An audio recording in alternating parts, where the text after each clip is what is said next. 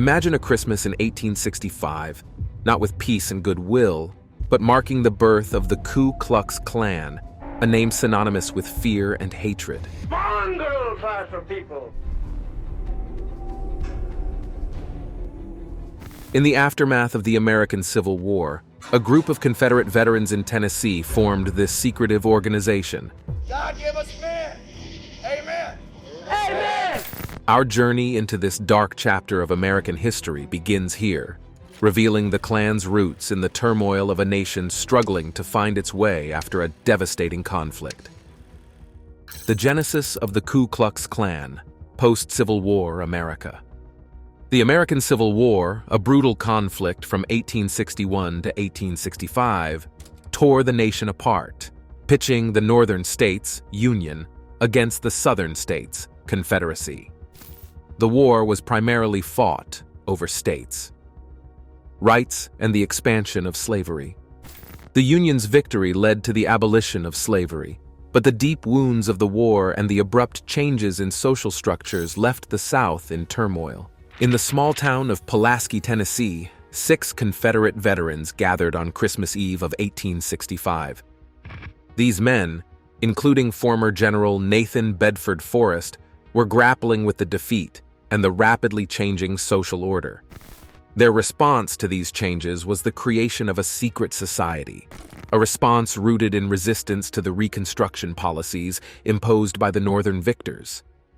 This secret society was initially more of a social club, a way for these veterans to find camaraderie in a post-war world that seemed alien to them.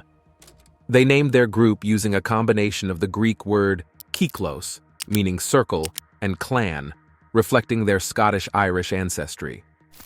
Thus, the Ku Klux Klan was born. The Reconstruction era, from 1865 to 1877, was a time of immense change. The 13th Amendment abolished slavery, and the 14th and 15th Amendments granted African Americans citizenship and the right to vote. These changes, revolutionary for the time, were met with hostility in the South. The Ku Klux Klan began as a direct response to these changes. Initially, their activities were confined to pranks and minor harassment. However, it quickly escalated. The Klan's activities began to mirror the growing resentment among the Southern white population towards the changes enforced by the Reconstruction policies. The Klan's ideology was steeped in white supremacy and racism. They saw themselves as defenders of the pre-war Southern way of life and white dominance. Their targets were primarily African Americans, but also white Republicans who supported Reconstruction and the new rights for black citizens. As the Klan grew in numbers, so did their acts of violence. They aimed to intimidate black voters and disrupt their political meetings. Their night raids, often involving burning crosses, became a symbol of terror. The Klan's violence was not just physical but also psychological, aiming to instill fear and submission among the black population. The federal government attempted to respond to this growing threat. The Enforcement Acts, passed between 1870 and 1871, were designed to curb Klan violence and protect the civil rights of African Americans. However, these laws were only partially successful. The Klan's tactics simply became more secretive and decentralized, making it harder to prosecute the perpetrators. The impact of the Ku Klux Klan in this era cannot be overstated. They successfully instilled fear and maintained white supremacy in many areas of the South. Their actions significantly contributed to the disenfranchisement of African Americans and the rollback of many Reconstruction gains. Formation and early ideology. The shadows of 1865. In the year 1865, as the American Civil War drew to a close, the United States faced the monumental task of reconstruction and reconciliation. However, in the shadows of this pivotal moment, a group of Confederate veterans in Pulaski, Tennessee, laid the foundation for an organization that would come to symbolize hate and bigotry, the Ku Klux Klan. This chapter delves into the formation of the Klan, exploring its early ideology and the societal context that allowed such a group to emerge. The Confederacy's defeat left the Southern states in a state of economic ruin and social disarray. The abolition of slavery upended the societal hierarchy that had underpinned the Southern economy and culture for centuries. Many white Southerners, particularly those who had fought for the Confederacy, found themselves disoriented by this new world order. It was in this climate of unrest and resentment that the Ku Klux Klan was born. The Klan's founders, most notably John C. Lester, John B. Kennedy, James R. Crow, Franco McCord, Richard R. Reed, and J. Calvin Jones, were Confederate veterans who sought to resist the sweeping changes brought about by the war's conclusion. Initially, their gatherings were benign, focused on fraternity and the reminiscence of war stories. However, as the group's membership grew, so did its sense of purpose and mission. At the heart of the Klan's ideology was the belief in white supremacy and the desire to maintain the pre-war social order.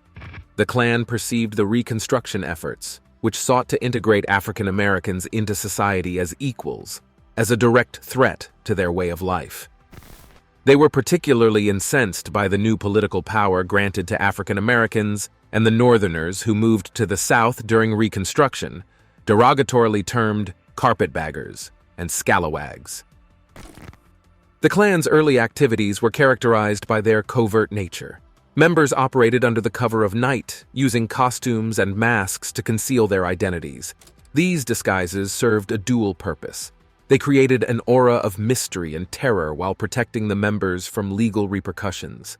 The infamous white robes and hoods became a symbol of the Klan, designed to evoke fear and symbolize the ghosts of Confederate soldiers. The initial focus of the Klan was on intimidating African Americans and disrupting their political meetings. However, their actions quickly escalated to more violent tactics, including whippings, lynchings, and arson. The Klan sought to undermine the Reconstruction governments and reassert white dominance in the South.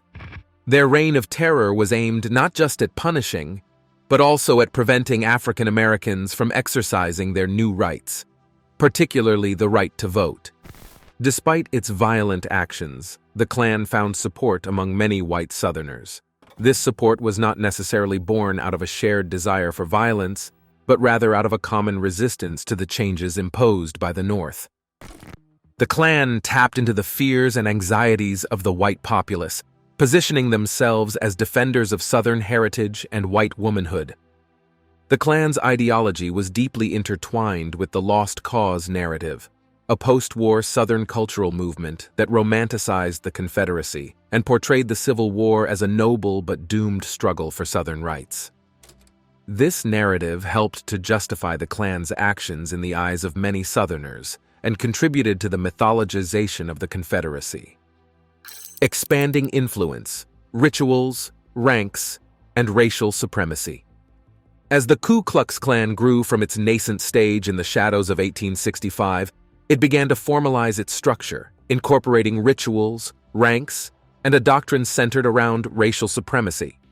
This chapter explores how the Klan, initially a loose coalition of Confederate veterans, morphed into an organized, hierarchical entity with a potent influence on American society. By the late 1860s, the Ku Klux Klan had spread beyond Tennessee, establishing chapters, or claverns, across the southern states. This expansion was fueled by the Klan's appeal to white Southerners who were disillusioned with the Reconstruction era's political and social changes.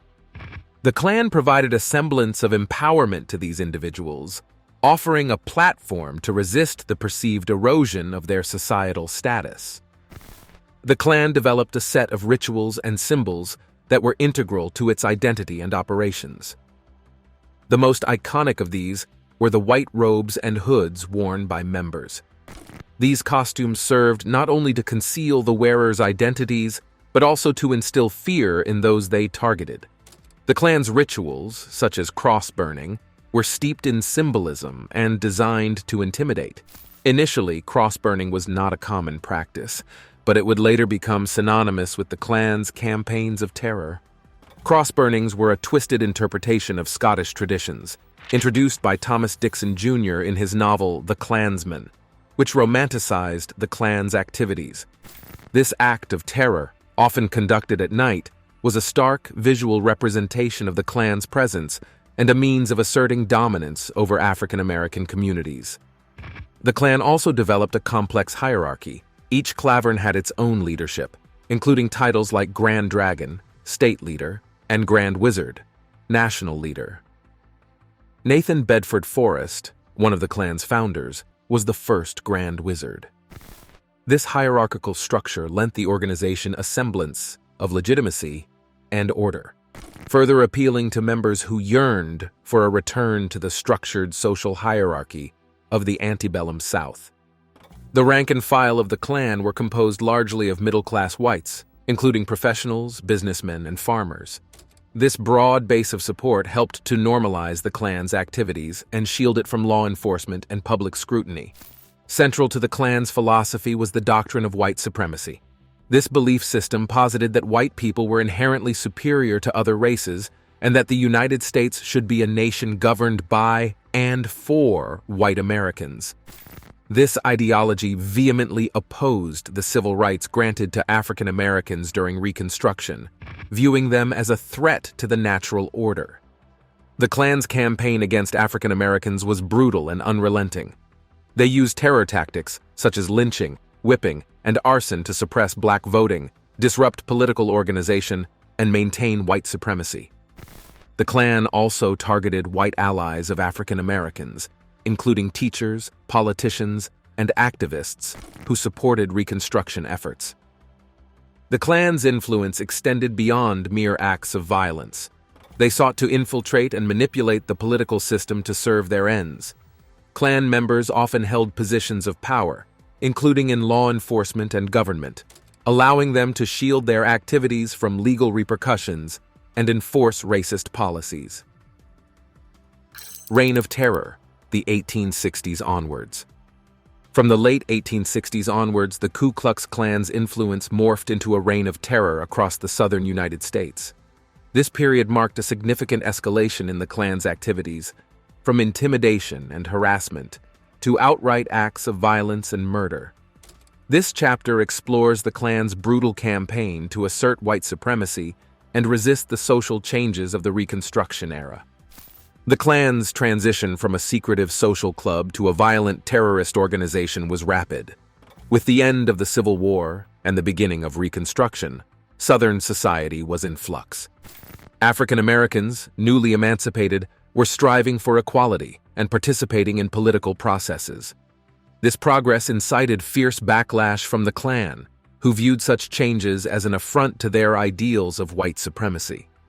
Lynchings, a horrific act of violence, became a hallmark of the Klan during this period. These public acts of murder, often carried out by hanging, were designed to instill fear in African American communities. The victims of lynchings were typically accused of crimes with little or no evidence. The real intent was to maintain white dominance through terror. The Klan also targeted symbols of African American progress: schools established to educate freed slaves, churches that served as community centers, and businesses owned by African Americans were frequently burned or otherwise destroyed. This destruction was not just of property, but of the hopes and aspirations of a people yearning for equality. The Klan played a significant role in suppressing the political voice of African Americans. Through threats and acts of violence, they aimed to deter black citizens from voting or running for public office. The 1868 and 1870 elections were particularly marred by Klan violence. African American politicians and their white allies faced threats, beatings, and even assassination. In many regions, the Klan's campaign of terror was effective. The voter turnout among African Americans and Republican voters, the party of Lincoln and, at the time, the party supporting civil rights, was significantly reduced. This suppression of votes directly impacted election results, leading to the reestablishment of white-dominated Democratic governments in many southern states. The federal government, under President Ulysses S. Grant, took steps to combat the Klan's reign of terror. The Enforcement Acts, passed between 1870 and 1871, were a series of laws designed to protect the civil rights of African Americans and suppress the violent activities of groups like the Klan. The most significant of these was the Ku Klux Klan Act of 1871, which allowed the president to use federal troops to enforce the laws and suspend the habeas corpus in areas where the Klan was active. These laws led to the arrest and prosecution of hundreds of Klan members. In some cases, the presence of federal troops and the enforcement of these laws quelled Klan activities. However, in many areas, the Klan simply went underground, continuing their activities in a more covert manner. The cultural impact of the Klan's reign of terror was profound. The fear they instilled in African American communities had long-lasting effects, influencing where people lived, worked, and how they participated in society. The terror inflicted by the Klan was not just physical but psychological, leaving deep scars that would last generations. The Klan's decline and rebirth, 1870s to early 1900s. The Ku Klux Klan's initial phase, marked by rampant violence and terror, began to wane in the 1870s due to federal intervention and internal factors.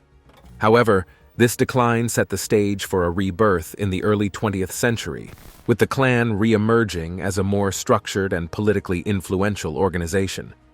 This chapter examines the factors behind the Klan's decline and the circumstances that led to its resurgence. The Enforcement Acts, particularly the Ku Klux Klan Act of 1871, played a critical role in curbing the Klan's activities. President Ulysses S. Grant's administration took decisive action, using federal troops and legal measures to suppress the Klan. Numerous Klan members were arrested, and many others ceased their activities to avoid prosecution. This federal crackdown significantly diminished the Klan's ability to operate openly and effectively. Additionally, internal divisions and a lack of centralized leadership contributed to the Klan's decline. As the organization grew rapidly, it became fragmented, with different factions pursuing their own agendas. This disorganization made it difficult for the Klan to maintain a united front and coordinate its activities on a large scale. The end of Reconstruction in 1877 also impacted the Klan. The federal troops' withdrawal from the South and the return of local control to white Southerners meant that many of the conditions the Klan had violently opposed were now being implemented through legal and political means. Jim Crow laws institutionalized racial segregation, and voting restrictions effectively disenfranchised African Americans. With these changes, the immediate impetus for the Klan's violent tactics diminished. In the years following its decline, the Klan largely disappeared from public view. Its influence waned, and it ceased to be a significant force in American society.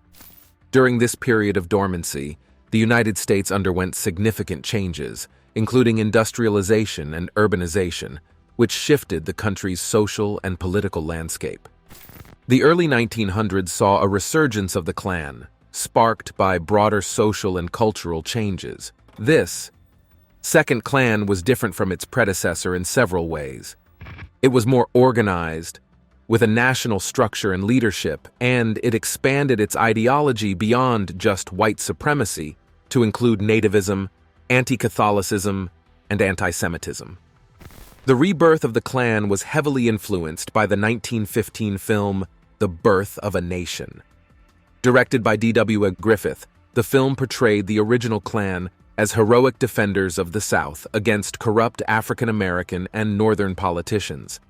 The film was both critically acclaimed and highly controversial, reigniting interest in the Klan and its ideology. One of the key figures in the Klan's resurgence was William J. Simmons, who refounded the Klan in 1915. Simmons was a skilled organizer and publicist, and he used contemporary marketing techniques to recruit members and publicize the Klan's activities. Under his leadership, the Klan expanded its reach beyond the South, attracting members from across the country. The Second Klan was particularly active in the Midwest and the West, areas that had not been part of the original Klan's sphere of influence. It tapped into widespread anxieties about immigration, changing social norms, and perceived moral decline.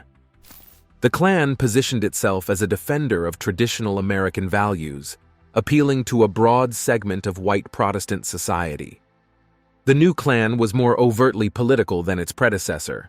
It engaged in electoral politics, supporting candidates who aligned with its views and opposing those who did not.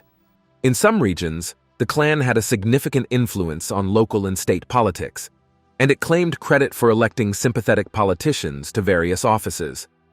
The Klan also continued to engage in acts of violence and intimidation, though these were often more targeted and less random than in the past.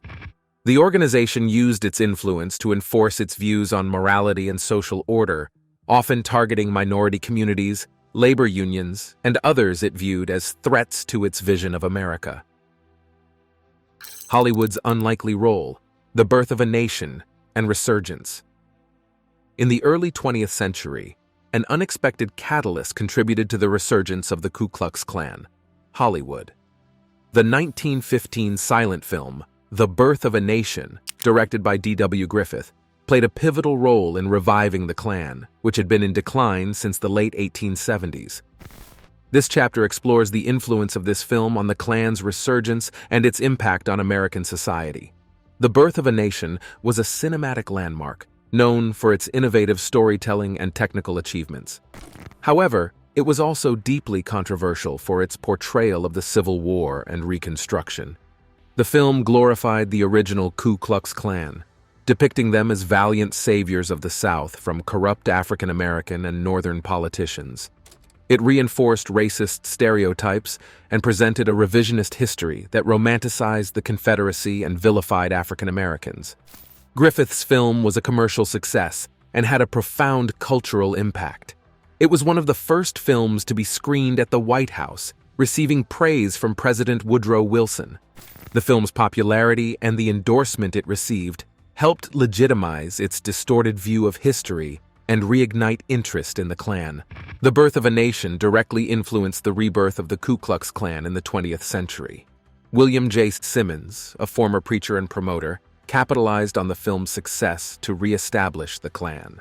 In November 1915, Simmons and a group of followers held a meeting on Stone Mountain in Georgia, where they burned a cross and announced the formation of the new Ku Klux Klan.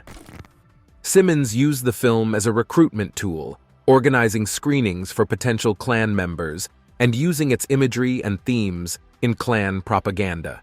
The film's portrayal of the Klan as heroic defenders resonated with many white Americans who felt disoriented by the rapid social changes of the time, including urbanization, immigration, and the changing status of African Americans.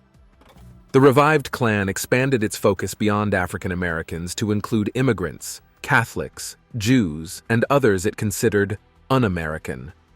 This broader focus reflected wider societal anxieties about immigration and changing social norms. The Klan positioned itself as a defender of traditional American values and Protestant Christianity, appealing to a wide audience in a period of perceived moral decline. The new Klan was more structured and politically savvy than its predecessor. It developed a robust national organization with chapters across the country, particularly strong in the Midwest and the West.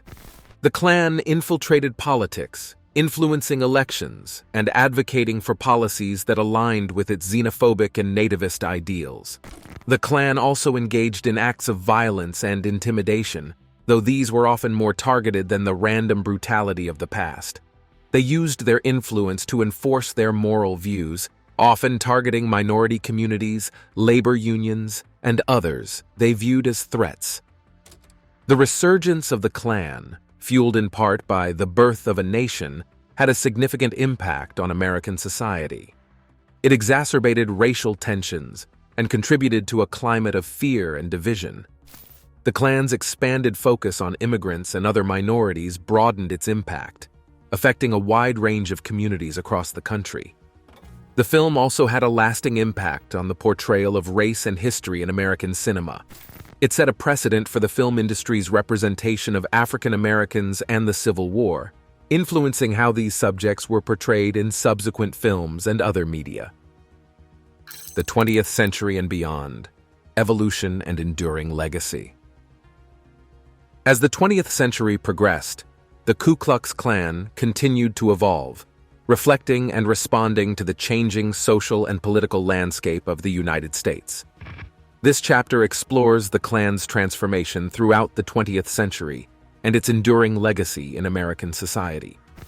The Ku Klux Klan reached its peak in the 1920s claiming millions of members and wielding significant political influence.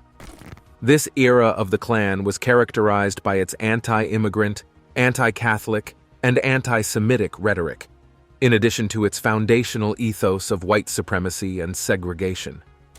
However, by the end of the 1920s, the Klan began to decline due to internal scandals, financial mismanagement, and increased public condemnation of its ideologies and violent tactics. Despite this decline, the Klan experienced a resurgence in the 1950s and 1960s, spurred by the Civil Rights Movement. The Klan violently opposed the movement's goals of ending segregation and ensuring voting rights for African Americans. Klan members were responsible for numerous bombings, murders, and other acts of terror during this period, including the infamous 1963 bombing of the 16th Street Baptist Church in Birmingham, Alabama, which killed 4 young African American girls. The federal government's response to the Klan's violence in the mid-20th century was more forceful than in previous years. Legislation such as the Civil Rights Act of 1964 and the Voting Rights Act of 1965, along with court rulings and federal investigations, helped curb the Klan's activities. In the late 20th century, several civil lawsuits effectively crippled the Klan financially. These suits, often brought by victims of Klan violence or civil rights organizations, resulted in hefty judgments against Klan chapters and leaders. As the 20th century progressed, the Klan's tactics and ideological focus shifted. The overt violence of the 1950s and 1960s gave way to a strategy of infiltration and influence within local law enforcement, politics, and other societal structures. Additionally, the Klan began to form alliances with other white supremacist and neo-Nazi groups, broadening its reach and adapting its message to appeal to a new generation of racists. In the late 20th and early 21st centuries, the Klan's membership significantly declined.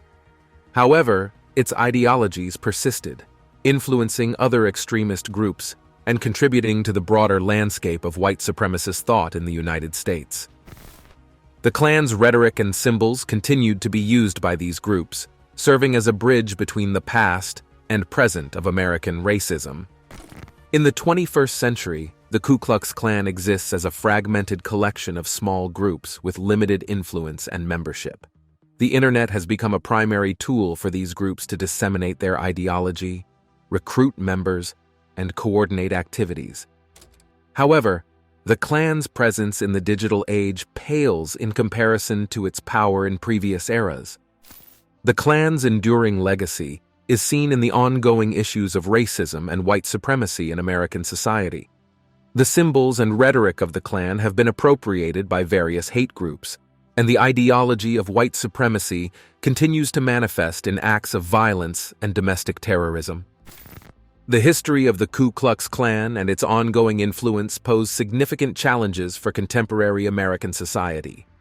Efforts to confront and dismantle the legacy of the Klan involve not only legal and political measures, but also education and community engagement. Recognizing and addressing the deep-seated roots of racism and bigotry is crucial for moving towards a more inclusive and equitable society.